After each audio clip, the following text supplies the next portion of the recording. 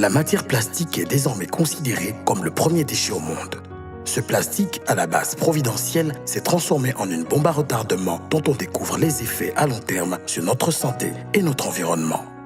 Au Gabon, comme dans plusieurs pays africains, le déchet plastique est visuellement présent partout autour de nous. Les sacs plastiques ainsi que les emballages de commerce représentent plus de la moitié des produits courants et polluants à Libreville. Ils sont le symbole même d'un mode de consommation générateur de déchets. Parmi les déchets qui se retrouvent sur nos plages, le plastique est le principal polluant. Sur les 10 plages parcourues à Libreville, les morceaux les plus nombreux sont les plastiques qui proviennent de nos bouteilles, sacs plastiques et emballages de commerce, constituant un véritable danger pour tous les animaux marins à protéger. En moyenne, la ville de Libreville produit entre 900 et 1200 tonnes d'ordures ménagères par jour. Et un tiers de ce gisement est constitué de déchets plastiques qui se trouvent pour la plupart abandonnés dans la nature ou flottant sur les eaux des bassins versants. Au niveau du bassin versant Ihaï, par exemple, on estime environ 4 millions le nombre de contenants plastiques charriés en amont par les eaux de pluie et qui bouchent régulièrement ce canal.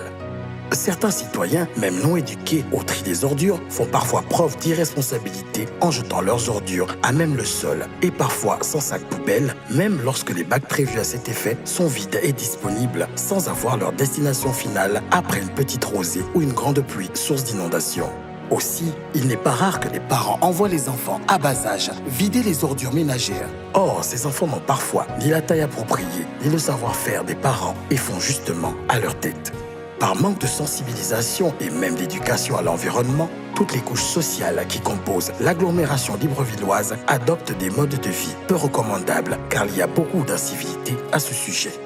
Les gens jettent en toute impunité des sachets plastiques ayant servi d'emballage à un sandwich ou à d'autres aliments de consommation courante.